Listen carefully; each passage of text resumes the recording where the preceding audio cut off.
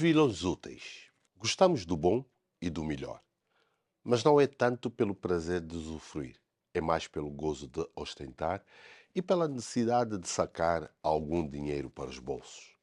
Há um elemento de prestígio, há uma imagem de dignidade, de ética e de bom senso que atualmente não se compadecem com certas ostentações e esbajamentos. A mania das grandezas criou em nós hábitos nocivos e difíceis de combater. Temos nesta altura funcionários em várias missões diplomáticas angolanas espalhadas pelo mundo, sem salários há 2 e 3 meses e sem um esclarecimento oficial, sem uma justificação. Esta governação da ostentação e do esbajamento é fútil, é ridícula, é sem estratégia e prejudicial à imagem do país e dos seus cidadãos. E depois, quando tudo desemboca, acabamos, nós, os jornalistas, sermos então os vilões úteis, os culpados, porque estamos a divulgar estas situações. Houve um ministro, meu colega, que se deslocou a uma conferência internacional que se realizava do outro lado do mundo, algures. Não sei se era no Japão, se era na Austrália.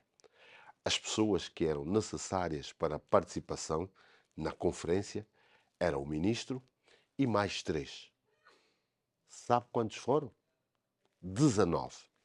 Eu recusei-me a assinar o despacho, pessoas cuja missão era aceitar o convite do ministro para um passeio ao outro lado do mundo à custa do Estado. Ouça, isso são casos diários. Isso não é uma vez por ano. Se fosse uma vez por ano, não tinha importância nenhuma. Mas isso é diário. Fim de citação.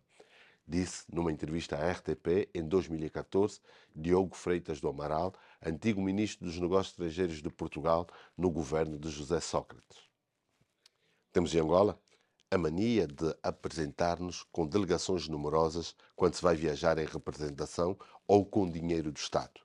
Presidente, vice-presidente, ministros de Estado, ministros, secretários de Estado, governadores, embaixadores, cônsules, diretores nacionais, presidentes do Conselho de Administração de empresas públicas, entre outras figuras, viajam quase sempre acompanhados de um verdadeiro séquito que, mesmo em tempo de crise, não diminuiu.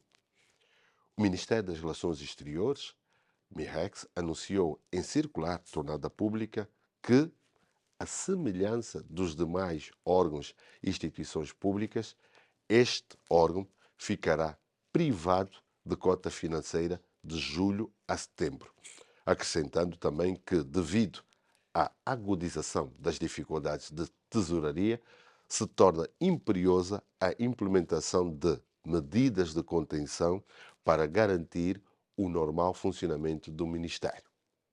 Olha, o documento vai ainda mais longe e informa que as deslocações no exterior serão reduzidas e restringidas às de caráter inadiável, incluindo a oferta de coffee breaks e almoços nos eventos realizados pelo Ministério das Relações Exteriores.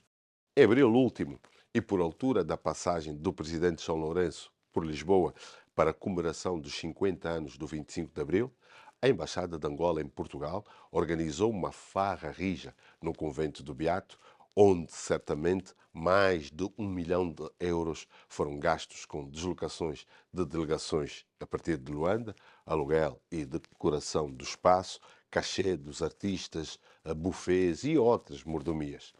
E curioso é que, passados quase 4 meses, para além dos salários em atraso, surge agora o aviso de cortes em viagens, almoços e coffee breaks. Mas o problema é que se pedem sempre sacrifícios aos mesmos. Privam-se os funcionários dos seus salários e subsídios, pede-se para que eles façam esforços de contenção, mas o mesmo não é exigido aos dirigentes de topo. Estes continuam a viajar em primeira classe, a hospedar-se em suítes de hotéis de luxo, com dispendiosas ajudas de custo e delegações numerosas. Diplomatas com residências protocolares pagas pelo Estado, mas que continuam a viver meses e meses em hotéis de luxo.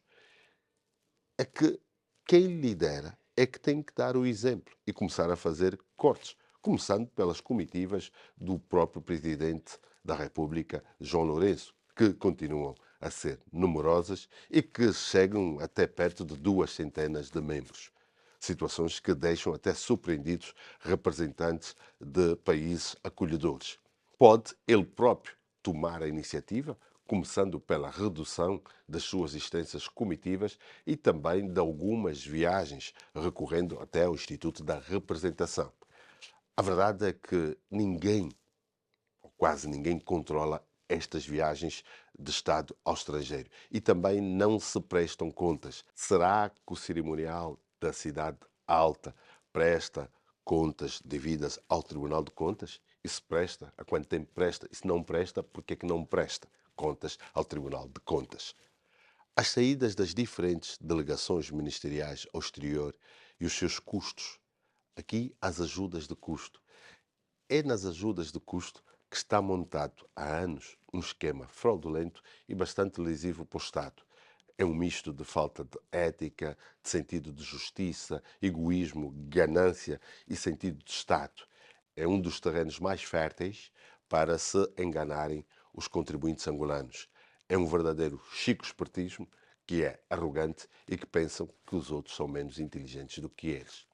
Portanto, fazem-se grandes discursos sobre contenção de custos, mas há práticas que diariamente lesam o Estado em milhares de dólares e de euros. Estes esquemas começam todos como se fosse um conto, tornam-se depois uma história e acabam depois tornando-se uma antologia. Parece que há uma solução tiririca. Pior do que está, não fica. No final de tudo, para os governantes e não só, a culpa é sempre dos jornalistas. Os jornalistas que exercem o seu poder de escrutínio, o seu sentido de crítica, é que acabam rotulados como inimigos da paz e os vilões úteis. Serve sempre bem tornar os jornalistas e o exercício da atividade jornalística em vilões úteis. É sempre assim e já sabemos como funciona.